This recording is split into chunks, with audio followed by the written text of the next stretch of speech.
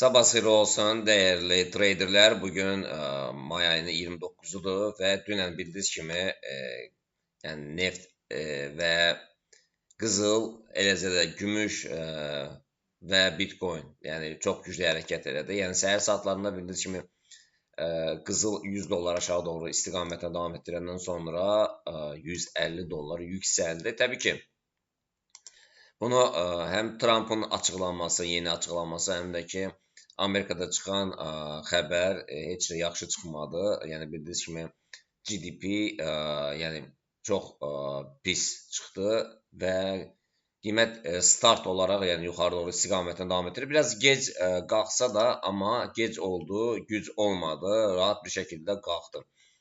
Yəni yuxarıdakı hədəfləri nəzərdə çatdırım. Yuxarıdakı hədəflər iki hədəfi nəzərdə çatdırım. Yəni onlardan biri 4557-lər və 4587-lər. Təbii ki, 4614-lər də heç də uzaqda deyildir.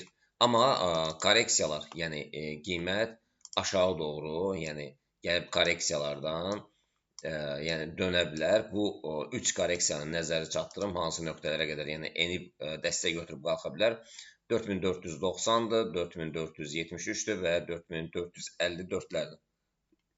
Yəni əsasən də yəni 4473-lər yəni dəyib qayıda bilər. Yəni bu istiqamətdə yəni demək qalxaraq bayraq yaradıb və yenidən yuxarı doğru istiqamətinə davam etdirməsi gözlənilir.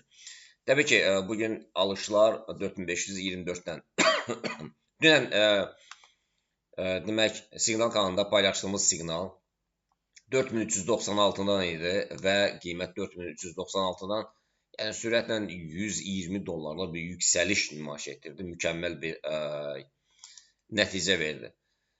Keçək biz gümüşə. Gümüş də kiçik zaman intervalında baxaq, 1 saatlıq zaman intervalında. Bu da korreksiyalara məruz qalacaq. Təbii ki, korreksiyalar olacaq. Yəni korreksiyalarda olsa, demək 75-lərə qədər və 74-500-lərə qədər yəni enib yenidən yuxarı doğru istiqamətlə davam etdirəcək. Yəni alış əməliyyatları yəni rahat bir şəkildə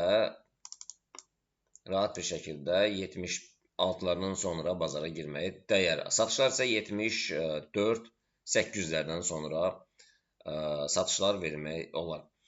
Euro dollar, funt dollar cütünə gəldikdə isə bunlar da hər ikisi start götürüb yuxarı doğru istiqamətlə davam etdirmək istəyir. Amma diqqətlə baxın, qiymət 4 saatlı zaman intervalında gəlib, bu koridorda oynayır uşaqlar. Diqqətlə baxın buna, bu koridorda oynayır. Yəni bunun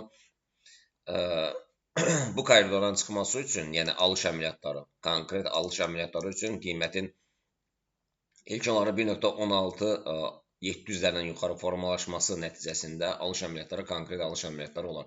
Satışlar isə yenidən 1.16-200-lərdən gələcək. Funtun dollar rəqabətinə gəldidə isə funtun olan rəqabəti də yəni burada baş və çiyin modeli yaradır.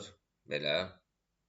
Yəni gördüyünüz kimi alış əməliyyatları deməli 1.34-550-lərdən sonra olacaq. Satışlar təbii ki 1.34-200-lərdəndir. Keçək biz digər cütlüklərə. Digər cütlüklərdə yəni Bitcoindir. Bitcoin də neçə gündür hardasa 1-2-3 gün aşağı doğru istiqamətə davam etdirdi. İndi bugün alış və satışları nəzərə çatdırım. Hansı nöqtələrdə biz ala bilərik, hansı nöqtələrdə sata bilərik. Satışlar 72-990-lardan, alışlar isə yalnız 74-500-lərdəndir. Və təbii ki, neftə gələk. Neft neynədir? Neft aşağı doğru istiqamətində davam etdirdi. Və dünən az olaraq, yəni az qalmışdı ki, ümumiyyətlə bazar öz qaydasına düşsün, neft düşürdü, qızılı düşürdü, amma dünən Amerika xəbərlərində bu heç vaxtda təsir göstərmirdi, amma Trump'ın yeni bəyanatı nefti sürətlə aşağı saldı və qızıl da sürətlə qalxdı gümüşlə. Amma bu hərəkət Bitcoin'ə təsir göstərmir. Bitcoin öz axarı yenidən aşağı. Yəni bu nöqtələrdən yəni o qədər də güclü bir yuxarı qalxış nümayiş etdirmədi. Hal-hazırda neft neynəyəcək? Neft 94 yazılsa demişdik ki, 94-lərə, 92-lərə, yəni 94-lərə oldu və 94-40-lardan sonra yenidən satışlarda. Alışlar isə korreksiya üçün 95-80-ləri gözləyir. Gələk baxaq görək Nasdaq, S&P, Dow Jones-lar neynədilər? Bunlar yuxarı doğru istiqamətə davam edir. Hədəf S&P-də 78.000-dir, çox da 7800-dür. Nasdaqda hədəf artıq 30.000-i vurdu. Yuxarı doğru istiqamətində 31.000-ə gedir. Təbii ki, ilk öncə 31-lərə qalxsın, 31 sonra 900-lərə qədər qalxacaq.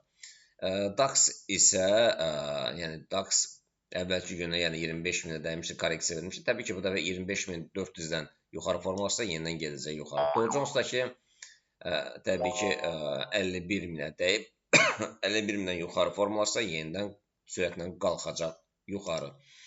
Gəlin biz yenidən baxaq, qızıla baxaq. Qızılda yəni yeni baylar olacaqmı, olmayacaqmı sualına gəldi isə biz yəni burada qızılda bay əməliyyatları açdıq və dünən biz nələr etdik? Bu qalxışdan, yəni bu yüksəlişdən deyək ki, nə qədər qalxdı? 150 dollar qalxışdan biz nə qazandıq? Təbii ki, əsas odur. Yəni trader əgər bunu izahını verirsə, sual ortaya çıxırdı ki, yaxşı, əgər siz buy siqnalı vermişdinizsə, qalxmağı gözləyirdinizsə, yəni həm gümüşdə, həm qızılda, bəs siz nə etdiniz sualına gəldi isə, təbii ki, biz də yəni boş bekar durmadıq. Yəni dünən açdığımız əməliyyatlar, dünən ayın 28-i idi. Yəni dünən açdığımız əməliyyatlar bunlarlar.